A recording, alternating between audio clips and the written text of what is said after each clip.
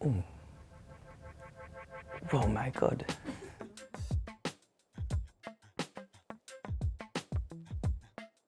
Tu viens d'où? Je viens de Lunéville, à côté de Nancy, en Lorraine. Comment tu t'es retrouvé dans un bassin? Alors moi, ce qui peut être complètement étonnant, c'est que ma pire phobie avant, c'était l'eau, c'était la natation, la piscine. Et finalement, je me suis retrouvé dans un bassin en rencontrant Philippe Croizon, l'homme qui a traversé la Manche à la nage en étant amputé des 4 membres comme moi. Ça m'a donné envie de me dépasser aussi, et je trouvais que d'aller au contre de ma phobie, c'était un beau message pour montrer à ma famille, à mon entourage que j'étais capable, même avec ma petite différence. Tu te souviens de ta première victoire?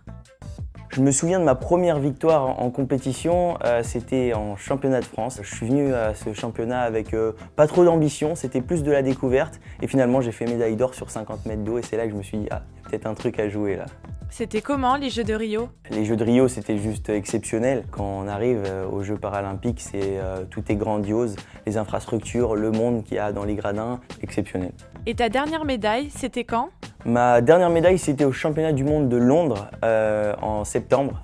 J'en garde un très très bon souvenir parce qu'il y a eu des petits problèmes de classification de handicap, et j'ai su quand même décrocher cette médaille de bronze, à l'arracher à la touche pendant les derniers mètres de course, donc c'est beaucoup de fierté quand même. Ton ambition pour 2020?